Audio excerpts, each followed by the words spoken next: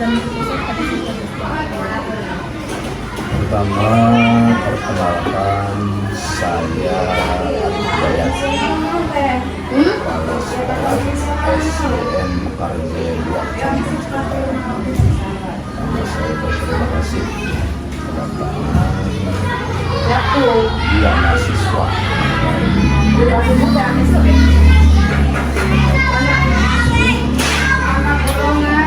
ya. Beginilah keadaan. Sebelum kita berdiskusi berkaitan dengan pusat pendidikan, saya gambarkan dulu keadaan SDN Mekarjaya 2 yang sudah hampir 4 tahun saya pimpin. SDN Mekarjaya 2 bertempat di Kampung Jati, Desa Mekarjaya, Kecamatan Cikal. SD kami berjumlah 103 siswa sampai saat ini, memiliki 8 orang guru, 6 guru kelas, 1 guru praktik dan 1 guru PPK. Jadi secara personil SD kami sudah mencukupi untuk tenaga pendidik. Adapun pendapat saya tentang tadi apa? Pembelajaran aktif. Pembelajaran aktif selayaknya diterapkan di dalam satu sekolah dalam rangka merangsang pembelajaran anak untuk bisa berdiskusi dan melakukan pembelajaran yang mengasihkan. Jadi ketika ada pertanyaan sejauh mana pembelajaran aktif itu diberlakukan secara sebetulnya sejak dari dulu itu menjadi satu tujuan di semua sekolah, bahwasanya pembelajaran secara aktif itu diinginkan di satu sekolah dalam rangka pembelajaran yang bermakna. Sebab dapat kita rasakan seandainya ada pertemuan seorang guru dengan murid di kelasnya, seorang guru tidak bisa merangsang kemauan anak untuk belajar, tentunya keadaan kelas itu menjadi pasif. Anak tidak dirangsang untuk aktif mengikuti pembelajaran. Jadi ada dua pihak yang perlu diperhatikan dalam hal ini. Pertama, mungkin kompetensi dari seorang guru, sejauh mana kemampuan dia merangsang siswa yang belajar aktif dalam kelasnya. Keduanya, siswa itu harus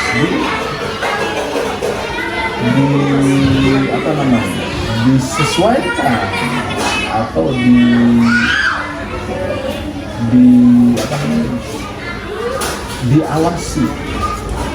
diawasi dalam pembelajaran itu, sehingga dapat dipastikan siswa pun secara sadar diri bahwa dia terangsang untuk ikut belajar. Itu penjelasan Bapak berkaitan dengan pertanyaan pertama dari saudara Hesti. Bisa dilanjutkan? Bagaimana upaya Bapak mengembangkan karakter siswa seperti disiplin, sopan santunnya, dan tanggung jawab? Banyak. Di antaranya mungkin selain kemampuan belajar anak di dalam kelas, tentunya sasaran utama kami adalah tentang disiplin diri. Sejauh mana kesadaran siswa tentang kebersihan diri, kebersihan lingkungan sekolah. Hal itu tidak bisa didapatkan secara langsung tanpa ada interaksi dari seorang guru kepada siswa. Kewajiban seorang guru mendidik dalam hal itu, sopan santun, sadar akan disiplin, sadar akan kebersihan lingkungan dan dirinya. Sebab ketika seseorang itu bagus di dalam kompetensi dirinya, tetapi disiplinnya tidak mencukupi, dalam artian bernilai jelek di bawah kemauan atau di bawah standar, itu tidak berimbang. Pasti tidak berimbang. Sebab disiplin, adab dan sopan santun, kita sadar itu bisa menutupi semua kekurangan dia. Ya, jadi sangat kami anjurkan, sangat kami programkan kaitannya. Adapun program yang memacu anak untuk ke hal yang mesti sebutkan tadi banyak. Di antaranya mungkin di hari Jumat pagi kami melakukan tausiah yang diberikan oleh semua guru-guru, terutama guru PAI di sekolah ini, menekankan kepada siswa bahwa penting bagi siswa untuk menunjukkan adab yang baik dibahas dalam pertemuan tersebut. Itu adalah salah satu upaya kami. Di samping itu mungkin penekanan setiap hari anak-anak itu sebelum masuk kelas itu diusahakan dalam keadaan siap untuk belajar. Bersih diri, bersih pikiran, tenang, sehingga apa yang guru sampaikan nanti bisa masuk secara maksimal ke dalam dirinya, sehingga pada satu nanti pembelajaran di dalam kelas itu bisa bermakna untuk hidupnya di kelak nanti. Lanjut. Terus sejauh mana keterlibatan orang tua dan masyarakat dalam mendukung proses pendidikan di sekolah? Alhamdulillah, di dalam keorganisasian sekolah ada yang disebut komite sekolah. Komite sekolah adalah kepanjangan tangan dari pihak sekolah untuk menyambungkan hal apapun yang berkaitan dengan keberlangsungan pembelajaran di SD ini. Misal, ketika kami perlu akan orang tua untuk melaporkan kejadian atau perkembangan anak peserta didik yang perlu kami sampaikan ke orang tua, peran komite bisa memberikan pengumuman atau pemahaman terhadap orang tua siswa untuk datang ke sekolah dan menerima penjelasan dari guru.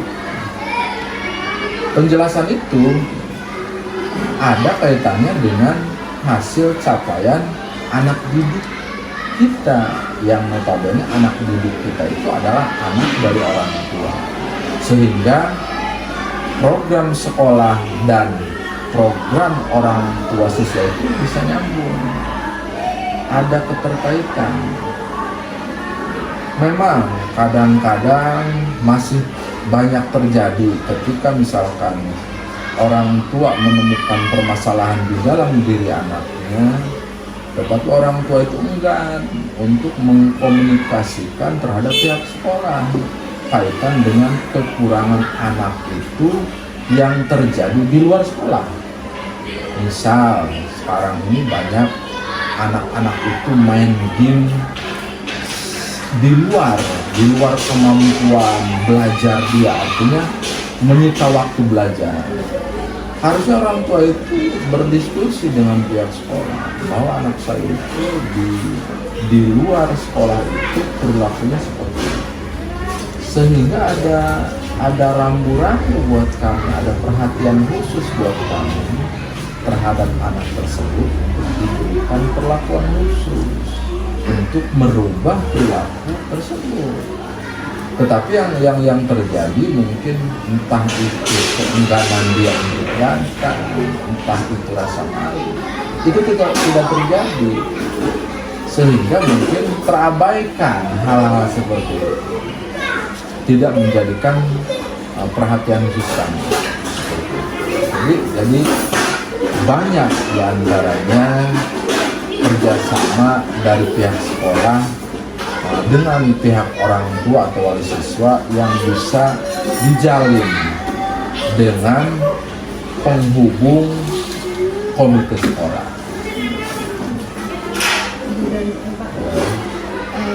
Bagaimana strategi sekolah dalam mengintegrasikan kurikulum merdeka dengan kebutuhan mahasiswa SD di era Alhamdulillah sekarang semua sekolah sudah menerapkan kurikulum merdeka. Yang notabene kurikulum merdeka itu masih terasa asing di dunia karena baru beberapa bulan dalam 1 tahun terakhir ini diberlakukan di semua sekolah. Tentunya ada kelebihan dan kekurangan yang kami rasakan di dalam memperlakukan kurikulum merdeka, terutama di dalam fasilitas yang mungkin masih belum maksimal di sekolah ini. Tetapi kekurangan itu tidak dijadikan rasa lemas bagi kami untuk menerapkan kurikulum. Sebab sampai saat ini bantuan pemerintah pun alhamdulillah sangat banyak dan dapat kami terima untuk mendukung penerapan kurikulum. Di antaranya ada papan digital, ada laptop yang bisa digunakan untuk pembelajaran yang mengasihkan buat anak, sehingga anak itu di dalam kelas bisa hidup, bisa bertahan, bisa mengerti, bisa paham, yang terutama mereka itu bisa asik, bisa merasa nyaman belajar di dalam kelas dengan penggunaan fasilitas yang ada.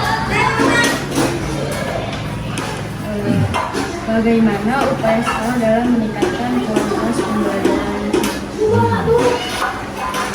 Dalam rangka meningkatkan kualitas pembelajaran siswa, tentunya sekolah menerapkan beberapa hal ya.